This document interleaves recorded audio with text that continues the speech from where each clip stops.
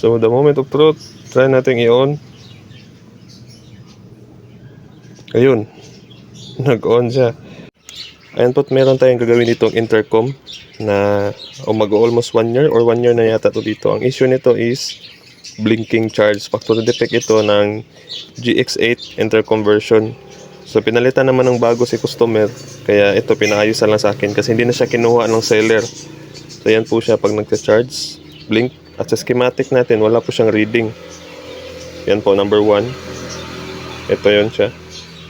Wala, 0 lang talaga. Then pag tanggalin natin, then long press sa power on, wala. So maganda dito is meron siyang screw sa likod. Hindi siya kagaya nitong isa na pinaayos dito na wala. So pangit siya pag aayusin kasi meron siyang magiging sign of repair. Diba? Ito is bubuksan natin. Hanapan natin ng diskarte kung ano yung gagawin natin dito para mapanda natin siya ulit.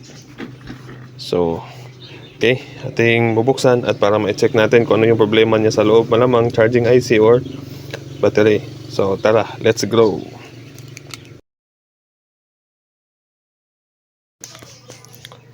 Okay, so ayan, tinatanggalan ko na ng mga screws. So ang gamit ko dito is 1.5 na Phillips screw. Ayan. So shoutout nga po pala sa may-ari nito na si Ken's Motovlog, na kaklab ko rin sa Davos Mas Club. So pasensya na, sobrang natagalan yung repair natin kasi may hinahanap lang talaga ako na parts at ngayon lang talaga siya dumating. Kasi yung una kong in-order is hindi na siya compatible. So ito siya, buksan na natin. So parang di lang ako sure kung nabuksan na to dati. Tanggalin mo natin itong mga takip.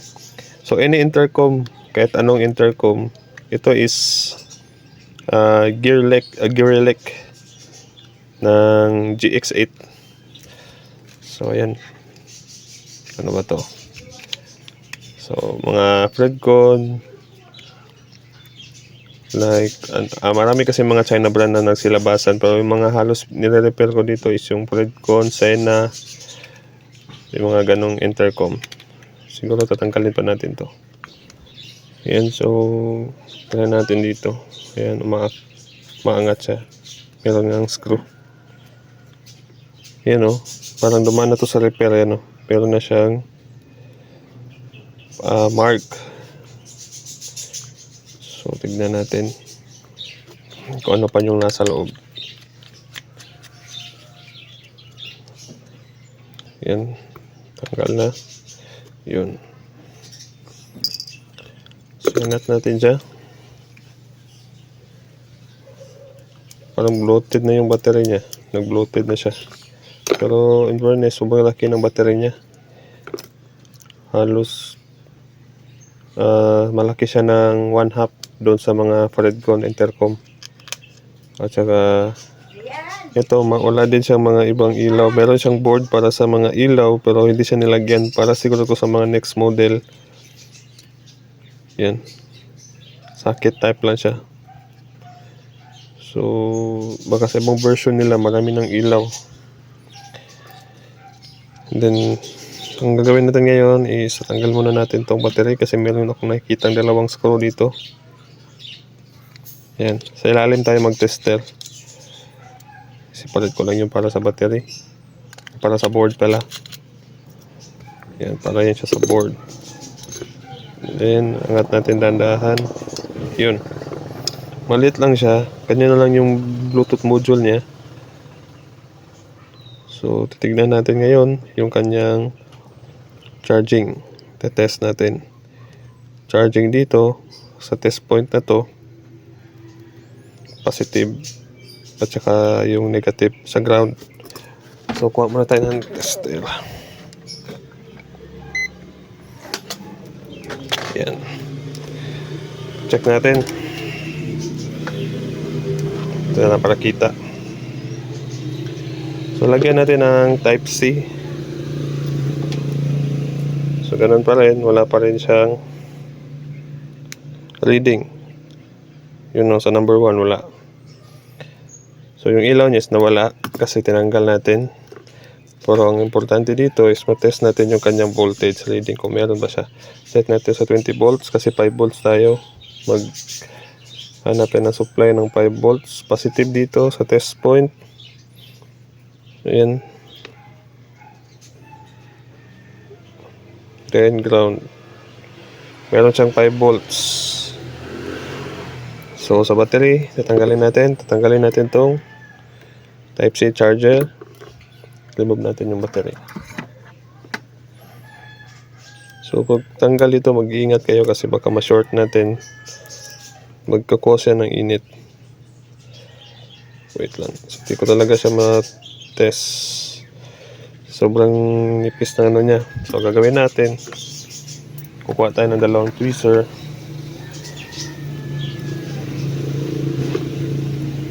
Yan. Galing ko lang to.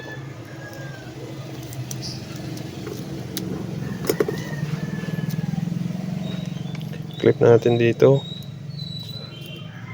So voltage yung hanapin natin. Positive sa right side, red wire. Black is left side. Negative.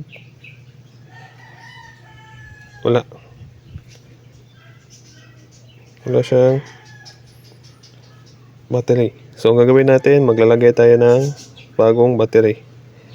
Try natin yung bagong battery. Dapat mag-on na siya. Wala pa rin, no? Zero. Ano lang yan, sa pagkapasitor ng BMS yung reading niya. So ang gagawin natin, check din natin to while charging. Titignan natin kung may pumapasok pa na supply. So again, positive right side, test pin sa battery. Testera natin. Dapat may papasok na voltage. Positive right side, then ground na yung the rest. Wala na tayong tweezer dito. Ayun, may pumapasok na charging. Unstable lang siya kasi walang battery. So lagyan na rin ng battery. Kaso puputulin natin to. Ayun, no? Ang battery, parang may nasunog sa battery. Check natin. Kaya parang siguro na-bloated siya. So, ano na? Yan. Parang may sunog yung battery niya. Hindi lang ako sure po sa glue. Sa tingin ko may sunog yata siya. So ang gagawin natin ngayon, pabalatan natin. Dito na lang tayo sa BMS ayun. Sira na yung battery niya. Sira yung battery pala. Ayan, oh. Saan nagagana pa tong BMS niya? Parang nag-leak. So try natin. For example, wala siyang battery. Kanina kasi nag-blink siya. So ibig sabihin, wala na talaga yung battery niya. Balik natin to. So ganito siya mag-charge. Dapat blink pa rin siya pag walang battery. Ayun nga. Sira nga yung battery. So try natin. Sana mapagana pa natin yung BMS niya. On ko lang muna yung soldering natin. Magtanggal tayo ng BMS. Ito ang BMS niya. Tatanggalin lang muna natin.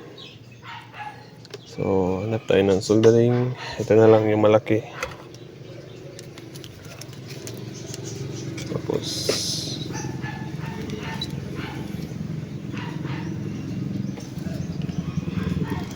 malamang wala na tong voltage kasi pag testa natin kanina wala na talaga siyang reading.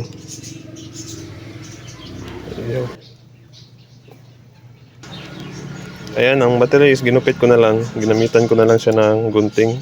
At meron tayo dito isang battery ng Fredcon. So ayan po yung Fredcon natin, no. Ito yung battery ng Fredcon na KY Pro. Di pala KY to. Anong brand to? T-Max. So try natin. So dito is positive. Ayan. Kung saan banda yung red. Ayan. So hindi. Positive yan dito, positive. And then negative. May nakalagay naman sa board. So maglagay tayo ng supply dyan. So positive. Kukuskusin nyo lang para dumikit yung inang. Yan. Gumagalaw kasi. Ayan po. So positive is done. Negative na naman. Kukuskusin muna natin kasi di natin nakuskus yung negative kanina.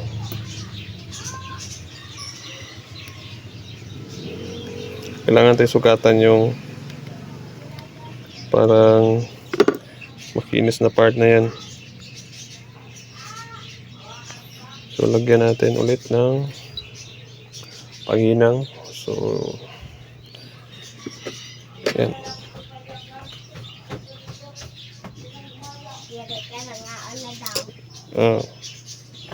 So dumikit na kasi kinuskus na natin. Lagay natin dyan ngayon yung black wire.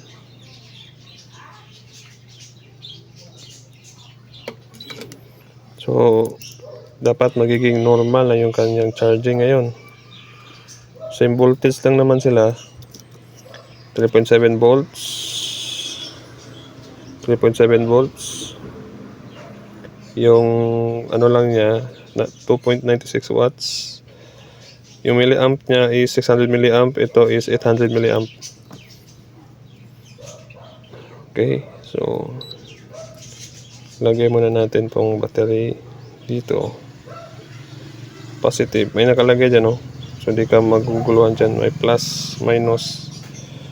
Dito yung plus. So, kala ko charging board lang yung problema nito. Ngayon ko lang kasi ito nabuksan. Matagal na sana pala itong naayos. So, the moment of truth, try natin i-on. Ayun. Nag-on siya. And then, off natin. Off natin. Try natin i-charge. Try natin i-charge. Kung kanina nagbi-blink siya. Ngayon. Tapos, wala siyang display sa schematic kanina. Sa number 1. Try natin ngayon.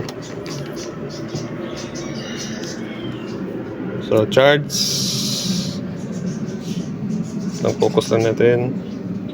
Charge on. Ayun. 0.7. Mostly 0.6 lang talaga yung mga charge ng ayun o. Nag-steady na siya. So, shout out kay Ken's Motovlog. Ayos na po yung iyong intercom. Papalitan lang natin ng battery. So, pwede siya sa battery ng Predcon. Same lang sila. Voltage. Mas malaki lang tong si stock ng GX8 kasi malaki yung kanyang milliampere 800, while si Predcon T-Max S Pro ay si T-Max is 600 milliamp. So charging na siya 0.7. So sa mga gusto magpaayos po dito ng intercom, location ko po is Ricky Neutron sa Google Map from Turil, Davao City. So yung iba dito is nagpapadala lang galing ng Luzon at saka Visayas or yung mga malalayong lugar. If nabasa,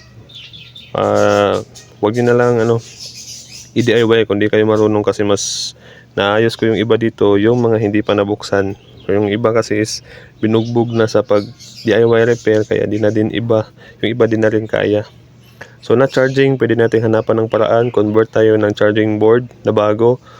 Yung mga ibang function, basta mag-message lang kayo sa Alcibar Ricky the second. Ang Alcibar po is ALCBER space RICKY space dalawang I sa huli na magkatabi. Yan po yung Facebook ko sa ngayon. So charging na siya, working na yan, at napagana na rin natin, nagkulay blue. Hindi na siya kagaya kanina na blink. Hindi ko naman rin kasi mapakita sa inyo yung working niya kasi mahina lang yung tunog nito.